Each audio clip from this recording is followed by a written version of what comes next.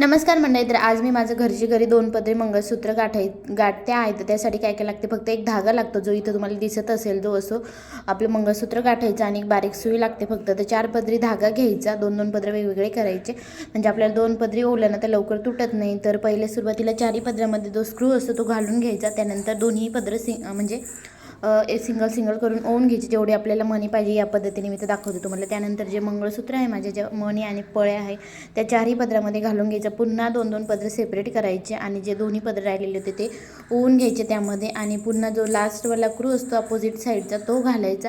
त्याला आतमध्ये छान एक साईडने गाठण देऊन घ्यायची, दिव्यावरती जाळायचं. आणि मग दुसऱ्या साईडने तुम्हाला जेवढं मेजरमेंट, म्हणजे जेवढं आपल्याला माप पाहिजे, जेवढं लांब पाहिजे, जेवढं वरती पाहिजे, शॉर्ट पाहिजे, तेवढं बघून घ्यायचं. आणि छान असं मंगळसूत्र इथं गाठून झालेले तुम्ही बघू शकता. एकदम सोपी पद्धत आहे, कोणी घरी गाठू शकते आणि कमीत कमी साहित्यात, आणि आपले पैसेही वाचतात. तर तुम्ही बनवून बघा घरी.